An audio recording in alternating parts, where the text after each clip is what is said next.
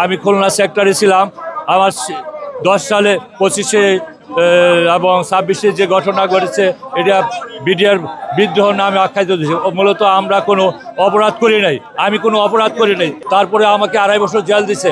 এইটা সম্পূর্ণ অন্যায় এবং এই যারা এটার সাথে সম্পৃক্ত ছিল সেই শেখ হাসিনা সহ জাতির যারা এই সাথে আনছে, আজকে দেশের ভিতরে সব তথ্য বের হয়েছে।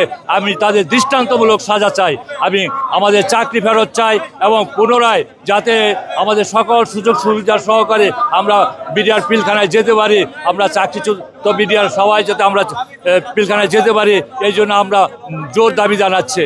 এবং আমরা আজকে এখানে যতক্ষণ পর্যন্ত আমাদের চাকরি ফেরত না দেবে ততক্ষণ পর্যন্ত আমরা রাজপথ ছাড়বো না। আমরা এই প্রতিজ্ঞা নিয়ে আমরা আজকে কাপড়ের পাতা মাথায় দিয়ে বাড়ির থেকে আমরা বিদায় নিয়ে আসছি। আমরা যতক্ষণ পর্যন্ত আমরা চাকরি ফেরত না দেবে সরকার ততক্ষণ পর্যন্ত রাজপথ থাকবো, মৃত্যু হয় মরবো, কিন্তু আমরা বাড়িতে ফিরে যাব না ইনশাআল্লাহ। আমাদের এই পর্যন্ত কোনো সুযোগ সুবিধা সরকার দেয় নাই।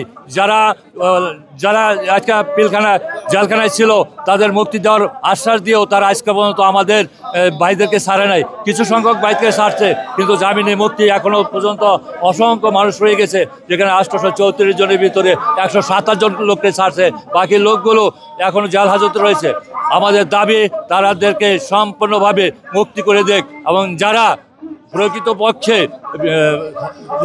প্রকৃতপক্ষে দোষী তাদেরকে আটক রাখক বা তাদেরকে জামিনে মুক্তি দিয়েও তারা বিচার করতে পারে।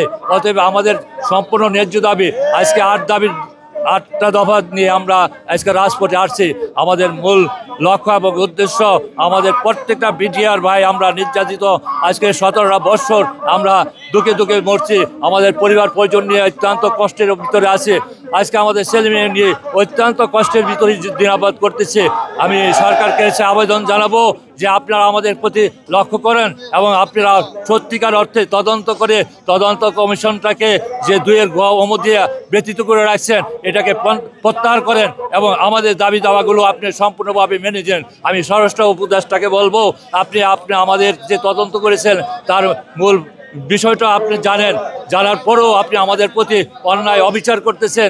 আজকে 6টা মাস আজকে দেশ স্বাধীন হলো, আপনি আমাদের প্রতি কোনো ধরনের আপনি পদক্ষেপ নিচ্ছেন না। আমি আইন উপদেষ্টাকে বলবো, আসিফ নজরুল স্যারকে আপনি আমাদের প্রতি লক্ষ্য করেন। আজকে আপনার স্বরাষ্ট্র মন্ত্রণালয়ের সম্মুখে আমরা যে আন্দোলন মিছিল করতেছি, আজকে 2টি দিন অতিবাহিত হয়ে গেছে, সরকারের কোনো জনপ্রশাসন আমাদের শহীদ মিনারে যায় নাই। আমরা এখানে এসেছি, আপনারা যদি এসে আমাদের সাথে সাক্ষাৎ করে সুষ্ঠু একটা কথা বলেন, আমাদের দাবি দাওয়া মেনে নেন, তাহলে আমরা এই দাবি দাওয়া আমরা ঘরে ফিরে যাব।